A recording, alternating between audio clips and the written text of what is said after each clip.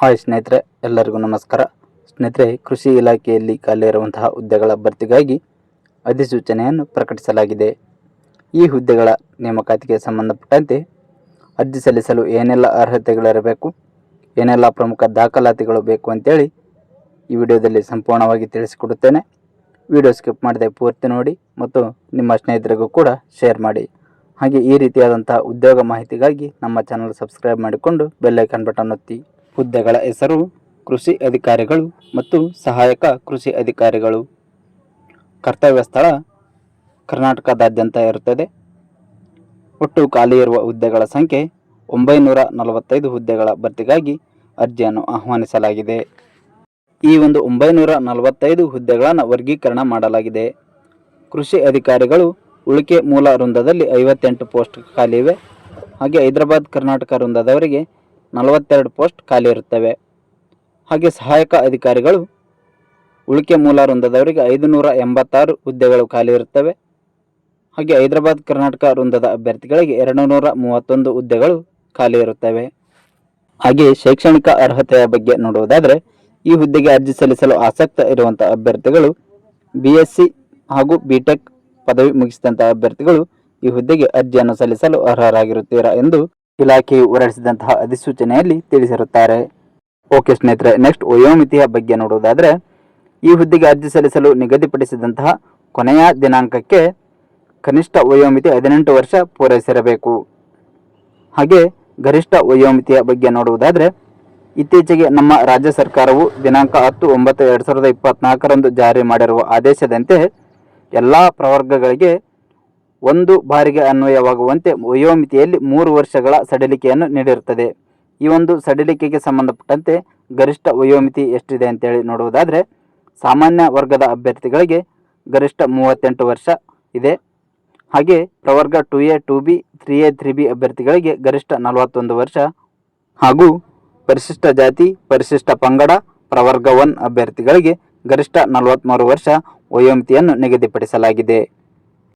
ವೇತನ ಶ್ರೇಣಿ ಅಂತಿಮವಾಗಿ ಈ ಹುದ್ದೆಗೆ ಆಯ್ಕೆಯಾದಂತಹ ಅಭ್ಯರ್ಥಿಗಳಿಗೆ ಮಾಸಿಕ ವೇತನ ಎಷ್ಟು ನೀಡಲಾಗುತ್ತದೆ ಅಂತೇಳಿ ನೋಡುವುದಾದರೆ ಕೃಷಿ ಅಧಿಕಾರಿಗಳು ಹುದ್ದೆಗೆ 43,100 ರೂಪಾಯಿಯಿಂದ 83,900 ರೂಪಾಯಿವರೆಗಿನ ವೇತನವನ್ನು ನೀಡಲಾಗುತ್ತದೆ. ಅದೇ ರೀತಿಯಾಗಿ ಸಹಾಯಕ ಕೃಷಿ ಅಧಿಕಾರಿಗಳು ಹುದ್ದೆಗೆ 40,900 ರೂಪಾಯಿಯಿಂದ 78,200 ರೂಪಾಯಿವರೆಗಿನ ಮಾಸಿಕ ವೇತನವನ್ನು ನೀಡಲಾಗುತ್ತದೆ. ನೆಕ್ಸ್ಟ್ ಆಯ್ಕೆ ವಿಧಾನ. ಸ್ನೇಹಿತರೆ, ಈ ಹುದ್ದೆಗೆ ಅರ್ಜಿ ಸಲ್ಲಿಸಿದಂಥ ಎಲ್ಲ ಅಭ್ಯರ್ಥಿಗಳಿಗೆ ಸ್ಪರ್ಧಾತ್ಮಕ ಪರೀಕ್ಷೆಯನ್ನು ನಡೆಸಲಾಗುತ್ತದೆ.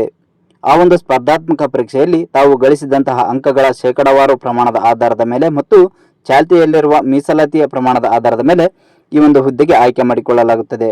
ಹಾಗೆ ವಿಶೇಷ ಸೂಚನೆ ಏನಪ್ಪಾ ಅಂದರೆ ಕೃಷಿ ಅಧಿಕಾರಿ ಮತ್ತು ಸಹಾಯಕ ಕೃಷಿ ಅಧಿಕಾರಿ ಹುದ್ದೆಗೆ ಎರಡಕ್ಕೂ ಸಹಿತ ಒಂದೇ ಕನ್ನಡ ಭಾಷಾ ಪರೀಕ್ಷೆ ಮತ್ತು ಸಾಮಾನ್ಯ ಪತ್ರಿಕೆಯ ಪರೀಕ್ಷೆಗಳನ್ನು ನಡೆಸಲಾಗುವುದು. ಅಂದರೆ ಒಂದೇ ಎರಡು ಹುದ್ದೆಗಳಿಗೆ ಒಂದೇ ಪರೀಕ್ಷೆಯನ್ನು ನಡೆಸಲಾಗುವುದು ಅಂತೇಳಿ ಈ ಒಂದು ಅಧಿಸೂಚನೆಯಲ್ಲಿ ಸ್ಪಷ್ಟವಾಗಿ ತಿಳಿಸಿರುತ್ತಾರೆ.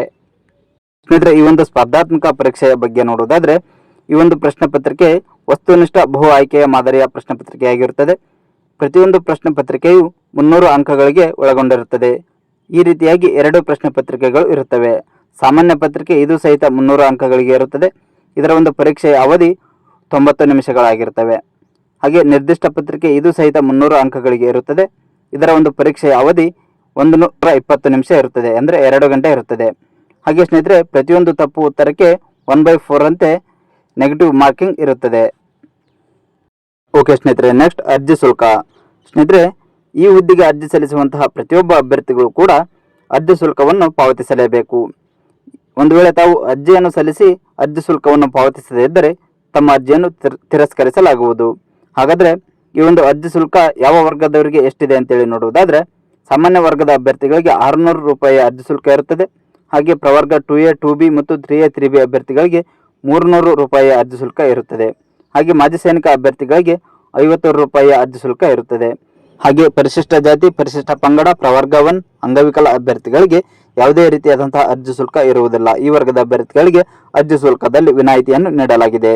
ಅರ್ಜಿ ಶುಲ್ಕವನ್ನು ತಮ್ಮ ಡೆಬಿಟ್ ಕಾರ್ಡ್, ಕ್ರೆಡಿಟ್ ಕಾರ್ಡ್ ಹಾಗೂ ನೆಟ್ ಬ್ಯಾಂಕಿಂಗ್ ಮುಖಾಂತರನೇ ಪಾವತಿಸಬೇಕು. ಅರ್ಜಿ ಸಲ್ಲಿಸಲು ನಿಗದಿಪಡಿಸಿದಂತಹ ದಿನಾಂಕಗಳ ವಿವರ. ಅರ್ಜಿ ಸಲ್ಲಿಸಲು ಪ್ರಾರಂಭ ದಿನಾಂಕ ಅಕ್ಟೋಬರ್ 7, 2024. ಅರ್ಜಿ ಸಲ್ಲಿಸಲು ಕೊನೆಯ ದಿನಾಂಕ ನವೆಂಬರ್ 7, 2024ರಂದು ಕೊನೆಯ ದಿನಾಂಕವಾಗಿರುತ್ತದೆ. ಆಸಕ್ತರು ನವೆಂಬರ್ 7ರ ಒಳಗಾಗಿ ಅರ್ಜಿಯನ್ನು ಸಲ್ಲಿಸಿ. ಓಕೆ ಸ್ನೇಹಿತರೆ, ಇದಿಷ್ಟು ಕೂಡ ಈ ಒಂದು ಕೃಷಿ ಅಧಿಕಾರಿ ಮತ್ತು ಸಹಾಯಕ ಕೃಷಿ ಅಧಿಕಾರಿಗಳ ಹುದ್ದೆಗೆ ನೇಮಕಾತಿಗೆ ಸಂಬಂಧಪಟ್ಟಂತೆ ಬೇಕಾದಂತಹ ಪ್ರಮುಖ ಅರ್ಹತೆಗಳಾಗಿರುತ್ತವೆ. ನಾನು ನೀಡಿದ ಮಾಹಿತಿ ತಮಗೆ ಇಷ್ಟವಾಗಿದೆ ಅಂತೇಳಿ ಭಾವಿಸುತ್ತೇನೆ. ಮಾಹಿತಿ ಇಷ್ಟವಾಗಿದ್ದರೆ ತಪ್ಪದೆ ಈ ವಿಡಿಯೋಗೆ ಒಂದು ಲೈಕ್ ಕೊಡಿ ಹಾಗೂ ನಿಮ್ಮ ಸ್ನೇಹಿತರಿಗೂ ಕೂಡ ಶೇರ್ ಮಾಡಿ. ಸ್ನೇಹಿತರೆ, ಒಂದು ವೇಳೆ ತಮಗೆ ಇನ್ನೂ ಹೆಚ್ಚಿನ ಮಾಹಿತಿ ಬೇಕಾಗಿದ್ದರೆ ಇಲಾಖೆಯು ಹೊರಡಿಸಿದಂತಹ ನೋಟಿಫಿಕೇಶನ್ PDF ಅನ್ನು ಈ ವಿಡಿಯೋದ ಡಿಸ್ಕ್ರಿಪ್ಷನ್ನಲ್ಲಿ ಕೊಟ್ಟಿರ್ತೇನೆ. ಅಗತ್ಯವಿರುವವರು ನೋಟಿಫಿಕೇಶನ್ ಅನ್ನು ಸಂಪೂರ್ಣವಾಗಿ ಓದಿಕೊಂಡು ನಂತರ ಅರ್ಜಿ ಸಲ್ಲಿಸಿ. ಧನ್ಯವಾದಗಳು.